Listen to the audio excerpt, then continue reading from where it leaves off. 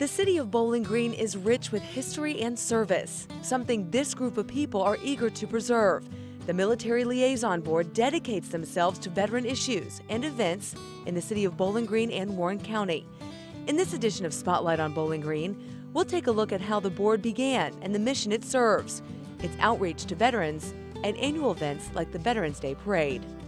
Well, the city of Bowling Green has afforded us the opportunity to be an outreach to other veterans. There's so many things out there that are available to veterans, but they really don't know how to go about getting it. When people find out about the Military Liaison Board, if they come to one of us, we can usually steer them where they need to go to get the assistance that they're looking for. And it was several organizations like the VFW and American Legion came together with the city and the county. They comprised a board of Veterans Advisory Board. The main thing that the board has done for me is to make me proud to be a veteran. When I first came back, I was in a generation where it wasn't a nice thing to be a veteran. It wasn't a good thing. And we were treated pretty bad when we got back. So we need to change all that and make veterans proud that they are veterans, to keep awareness in the community that veterans are the good guys, you know.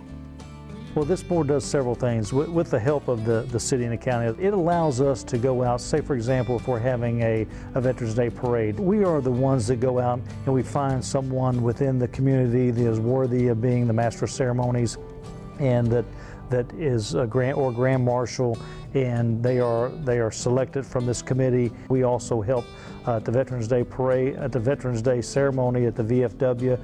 We help the VFW to get a speaker, and then we also try to help the American Legion. And so we just help those two different organizations within our community to help recognize those veterans. There's a lot of experience on our board. I believe every branch of the service is represented on our board, so we try not to leave any branch of the service out. There's 10 of us all together. They're the two commanders, local commanders of the VFW and the American Legion. And the rest of us are just veterans. Some of us combat veterans, some of us not. I spent 4 years in the Navy. The Navy is normally not known for combat. However, I was on a riverboat. I was after gunner, got wounded more than once, and we saw a lot of action.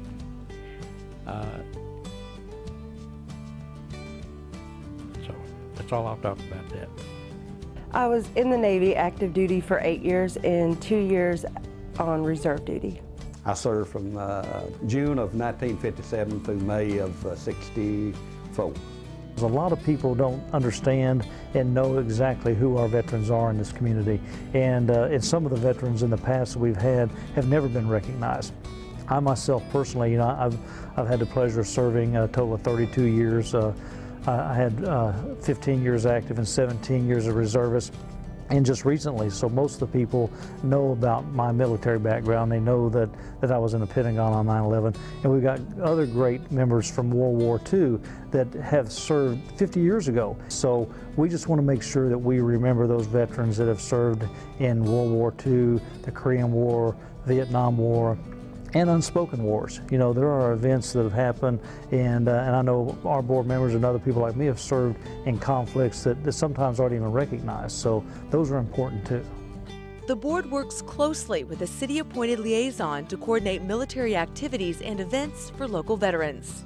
I think that personally the city of Bowling Green does care about our veterans. I think they do more than just give it lip service, but the city actually takes not just their time and energy, but they also take money and they put behind that event by dedicating Bobby Joe for our events. And Bobby Joe is an outstanding asset to our organization.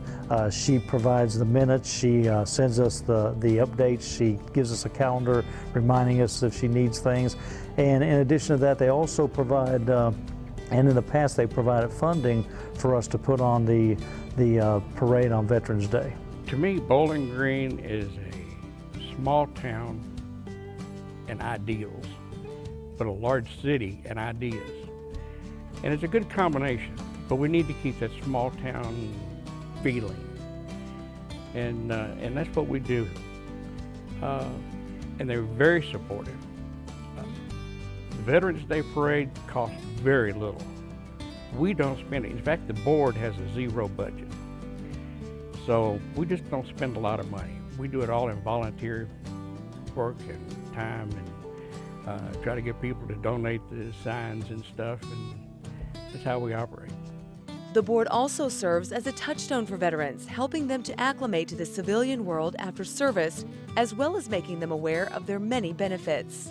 When they come out of the service, or even for the military member that has been out for a while but still wants to get more college, they have Veterans Upward Bound at Western, which is an opportunity to further yourself career-wise. There's service officers at both the American Legion and the VFW, and we try to keep them informed on when their times are and when they're going to be available. But they can help the veterans get their service records together if there's any need for them to revisit for like a disability to see what their benefits are, basically. If they're not plugged in, then they're not going to know. And a lot of times when the veterans come home, they do not know what the availability is. Just until recently, I'd say the last 15 years, has the community, not just Bowling Green, but other communities really wrapped around, hey, there's a need here to help our veterans and let them know that there are programs out there that can assist them. Because once somebody goes into the military, there are certain things that we give up as citizens when you become a military personnel. So there's some things that we have to do to acclimate ourselves once we get out. And I think that the community here has definitely wrapped around there by making the Military Liaison Board and recognizing that there is a need for an outlet for us to help our service members. The board works on various projects and events throughout the year, but annually the board's biggest community project is the Veterans Day Parade. They've been doing the Veterans Day Parade for years. Each year we have to add another block, add another street. Last year we had to reroute everything because we've gotten larger, which is just phenomenal. The participation is there. What we really need is the outreach of the community to get involved, to show their appreciation, to be there. Every year we have brand new Corvettes, a bunch of them.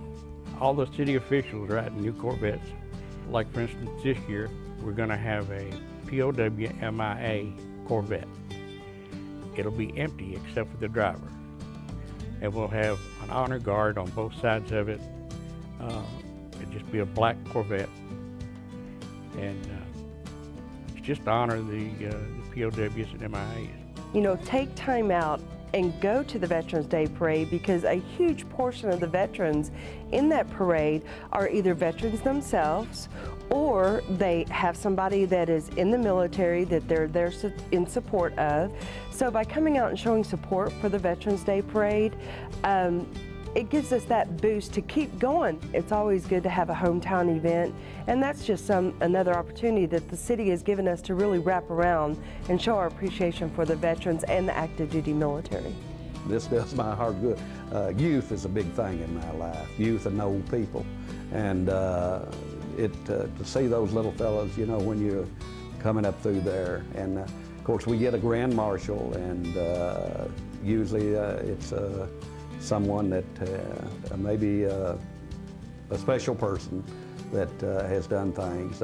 I can name different ones, but to me it is. It's just a good thing, a good heartwarming thing, and thanks to board that it started back again. Another major accomplishment for the board was the creation of the Veterans War Memorial. The city and county were very cooperative. They went through quite a bit of paperwork and getting the sculptor to do everything. And there is a woman out there, although she's not Navy, it's okay, she's out there. So we are represented. But it's just a good place to go and to remember. Because a lot of these families, I think that what we see over there is the family members will go and lay a brick because maybe their loved one never made it home. They don't have a plot to go to remember them. So they can come here, you know, lay a brick in honor of or in memory of one of their loved ones. So it gives them another place, another outlet to go to show their respects. It's something to see those folks, see someone come down there and get a brick, whether it's in memory of or whether the people are there in person. It is very touching. To me, that is one of the greatest things, and it does my heart good to see those folks come down there. Kind of like you say, if you like your freedom, think a veteran. The city and county were just bent over backwards to get that done. Everybody thought it was a fantastic idea. It was a blank spot over there that was not being utilized, and it was, you know, the vision that everybody had of it was great. So they made it work, and I just have to say thank you to the county and the city for what they did over there. A key element in the board's design is to represent each branch of service. I think it's very important that we as a board recognize our own as members. And if that means go and serve in a role in combat, or it means combat service support or combat support, they may never been mobilized, but they're still a veteran and they're part of our honored society. And in the same way with those that come back and have served, we have a responsibility, and that responsibility to never forget, number one, ourselves, and number two, never allow our friends, our neighbors, and our community forget the ultimate sacrifice that our veterans have given and the sacrifices that the veterans have given throughout the years. Diversity is also an important element for board member Kim Boucher, the board's first female veteran. I think it's hugely important because there's still a lot of things out there that they think that women cannot do. And even though, you know, everybody's like, yeah, we have women in the military, and I just want to go, do you know that they're on submarines? Do you know that they're on carriers? I think it's very important that women are represented, especially on, if it's going to be a city-wide board, that we are represented and do have a voice, because we do have different views and we do have different issues that come up when you're in the military as opposed to what a man goes through. So I think to get both points of view is very important. I think the take-home message would be that everybody in this community needs to rally behind our veterans, and they need to understand that we do have a board here that takes care of that. A living example of that is right across the street, the Veterans Memorial that we have, where we lay the bricks. That was thought out by this board, and this board got together and decided we needed to have a memorial here in Bowling Green and Warren County. And that's what I'd like to send to the community is, you know, understand that we have a Veterans Advisory Board. Your next door neighbor may be a veteran and you don't even know it. And once you recognize that or understand that, then, you know, thank them for their service. We exist, and we exist for a purpose. And like I said, I think the purpose is military awareness, to make people aware of who we are and what we did and why we did it. And that's the way it is. I think as a citizen on every day, if you can just show your pride and professionalism that you are proud to be an American, and that if you see somebody that has, you know, a military hat on, a military shirt or whatever, say, did you serve? Or, you know, it may be their son, it may be their daughter, and you say, well, just thank them. Thank them for their service. And that means more coming from your average Joe civilian than it does coming from another military person. Just because they give so much, and some give all, that to know that other people recognize that, I think that we've lost a lot of that. As a community, if we could wrap around and be more proactive to military in general, recognizing people, that it would help our veterans out as a whole. We need to be aware of our veterans. They have given a lot, and they've all given it for our freedom. And we need to respect that, we need to teach that, and we need to remember it. If you have any questions about this or any other Spotlight on Bowling Green, please call City Hall at 393-3000.